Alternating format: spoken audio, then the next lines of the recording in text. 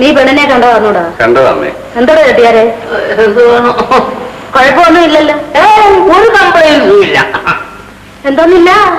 Complaints.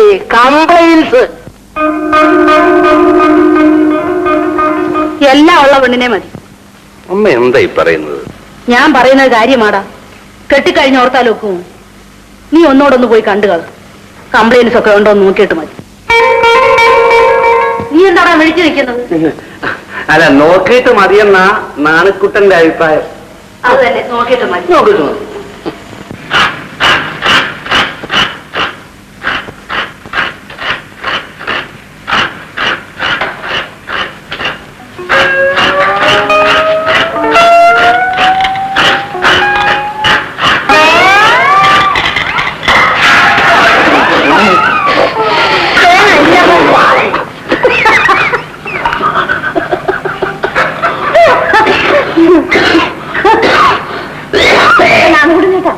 കല്യാണാലോചന എത്ര വരെയായി? നടക്കുന്ന മട്ടാ കാണുന്നത്. പെണ്ണ് വലിയ സുന്ദരി ആയിരിക്കും. സുന്ദരിയൊക്കെയാ.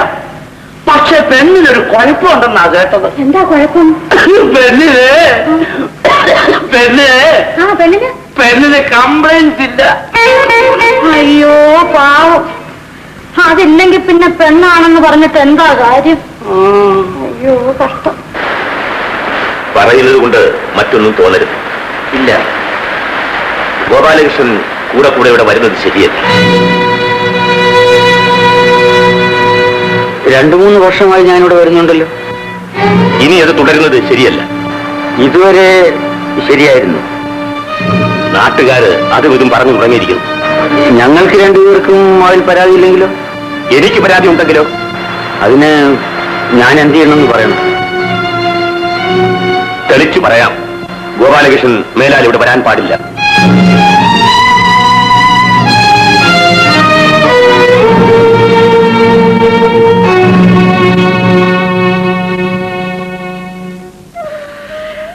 അച്ഛൻ എന്നോടൊരു പുതിയ മനുഷ്യനെ പോലെ സംസാരിച്ചു.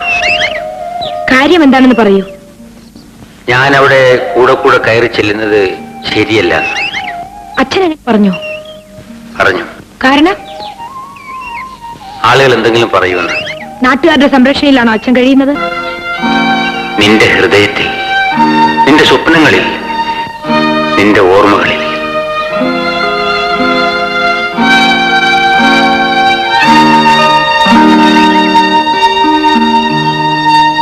അച്ഛൻ ഗോപേട്ടനോട് എന്തെങ്കിലും പറഞ്ഞു? പറഞ്ഞു.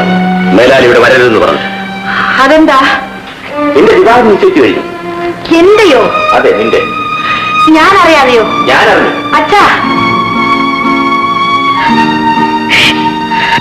കാര്യമറിയാതെ കരയരുത്. നിന്റെ ഭർത്താവാകാൻ പോകുന്നയാൾ രക്ഷപ്രഭുവാണ്. രക്ഷപ്രഭു. അന്ന് ആ ചെട്ടിയാരുടെ കൂടെ ഇവിടെ വന്ന മഠത്തിൽ ഗോവിന്ദ കുറുപ്പ്. ഗോപേട്ടനല്ലാതെ എനിക്ക് മറ്റൊരു ഭർത്താവ് വേണ്ട. അച്ഛൻ എന്നെ രക്ഷിക്കൂ. മോളെ, നിന്റെ അമ്മ മരിക്കുമ്പോൾ നീ കൈക്കുഞ്ഞായിരുന്നു. അന്ന് മുതൽ ഇന്ന് വരെ എന്നെ നോക്കാതെ ഞാൻ നിന്നെ നോക്കി. അതെനിക്കറിയാം. എങ്കിൽ ഇനി ചെയ്യേണ്ടത് എന്താണെന്ന് എനിക്കറിയാം. എനിക്കും അറിയാം. എന്റെ മുഖത്ത് കരുതയ്ക്കാനാണോ നിന്റെ ഭാവം? അല്ല, എന്റെ മുഖത്ത് കരി വീഴാതിരിക്കാൻ. ഇനി മഠത്തിലെ ഗോവിന്ദ കുറുപ്പിന്റെ ഒരു തരിമ്പിന് വിലയുണ്ടോ അറയ്ക്കിലെ ഗോപാലകൃഷ്ണന്? എന്റെ ഗോപേട്ടന് ഈ ലോകത്തോളം വില ഞാൻ കൽപ്പിക്കുന്നു. പാൽപ്പായസം വെച്ച് നീട്ടുമ്പോൾ ആരും കഞ്ഞിവെള്ളത്തിന് കരയാറില്ല. ഞാൻ നിശ്ചയിച്ചത് തന്നെ.